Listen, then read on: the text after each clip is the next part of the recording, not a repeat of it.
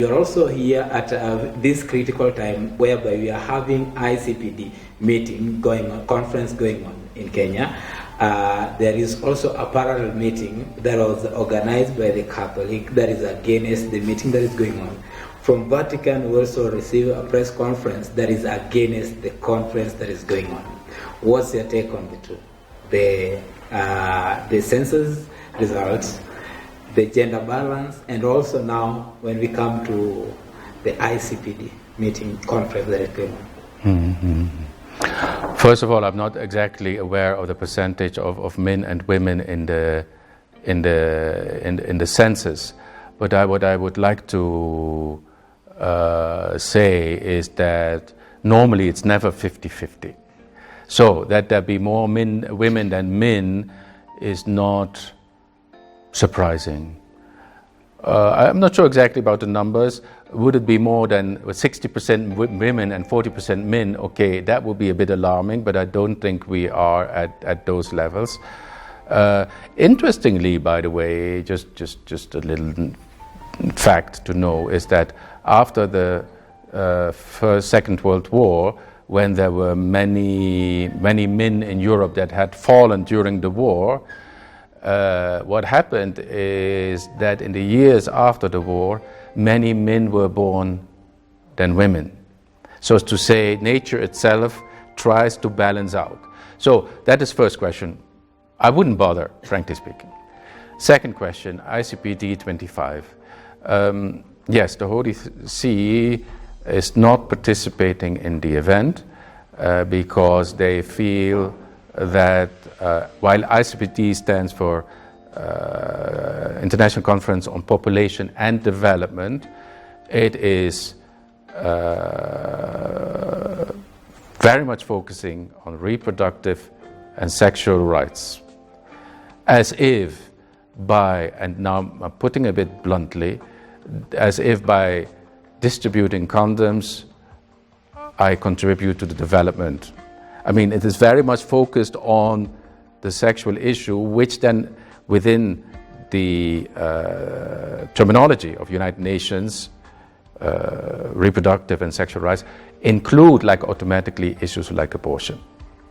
Then also you have to think about the whole issue of what are exactly sexual rights.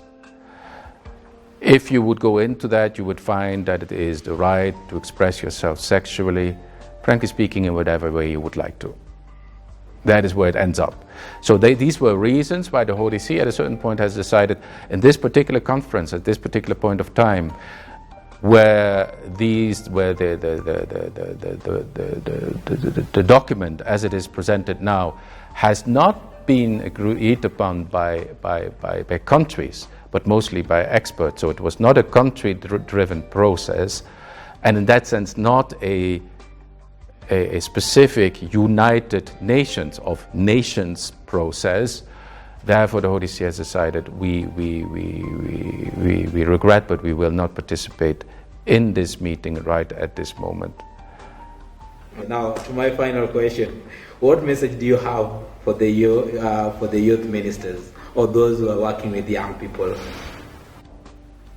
To not only preach, not only teach, but to be with the youth, to walk with them, to live with them, to share life with them, to be there not only at the specific religious moments, but to be there when they are having sports, when they play music, when they sing and dance at the moments of leisure, so that youth finds that the church is not an institute which is far away, but is actually and literally part of their lives, like Jesus himself did, by the way. Jesus himself was part of everyday life, and we hear that many times in the Gospels. He would be sitting, he would be eating and drinking with people, and especially with those people who had already been rejected, by those people of whom we normally would say, with those people I don't want to talk. And I do think that it is the calling of the church and of youth ministers in especially.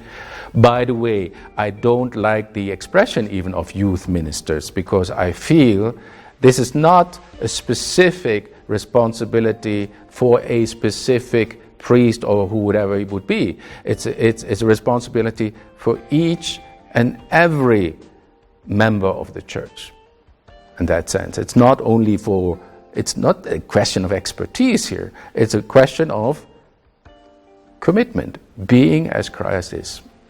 Thank you very much for the interview. I really appreciate your time, and I'm looking forward maybe to come and discuss more, especially on the new exhortation that is Christus Vivit.